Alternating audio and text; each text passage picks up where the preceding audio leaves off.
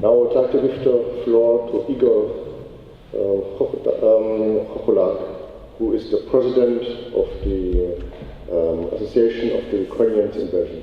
Igor, Cercle.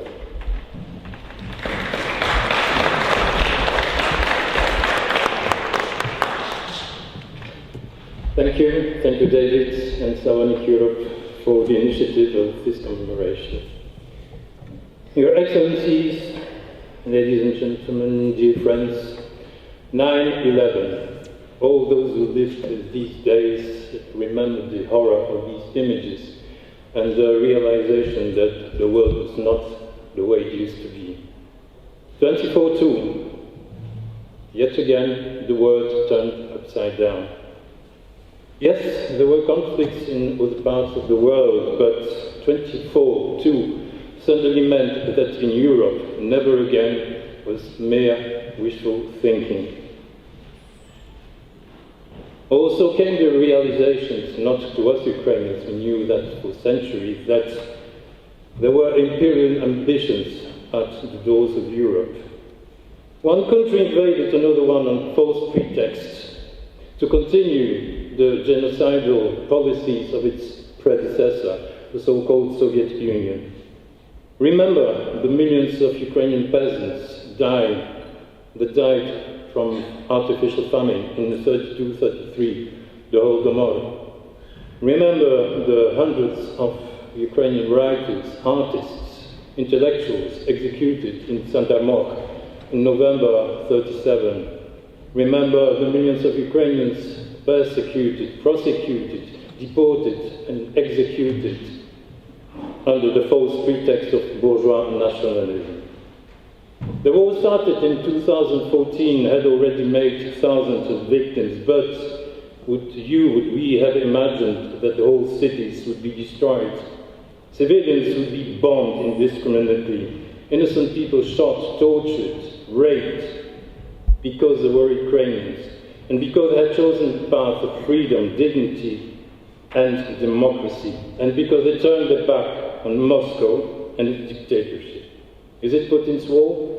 I thought that when the body would start arriving in their body bags in Russia, something would change. And yet, it changed. There was some reaction, but not the one I expected. I saw mothers being proud of their sons being killed for a senseless war. I saw mothers looking forward to send their next sons, not old enough to join the army yet, to continue fighting and dying for the greatness of Russia. And I saw cheers and applause for the schools, the hospitals, and the infrastructure, civil infrastructure being bombed. So, yes, maybe there was some propaganda, maybe there was some disinformation, and maybe the media monopoly had played a role, but for propaganda to be so effective, you need to fall on fertile ground, and fertile Russia's soil was. It's not Putin's war, it's Russia's war. It's the war of hatred against dignity, of violence and cruelty, against human values, and of prostration before the Tsar against freedom. Allow me to quote Konstantin Malofeyev, a business tycoon, was during the interview last Saturday. I quote, "Liberalism in Russia is dead forever, thank God. The longer this war lasts, the more Russian society is cleansing itself from liberalism and the Western poison." End of quote. That says it all. Dignity, freedom, democracy are not granted. They must be fought for. And I bow my head before the tens of thousands of victims of the Russian aggression. Soldiers, civilians, men, women, and children. And I would ask you to join me in a minute of silence to commemorate them. Thank you.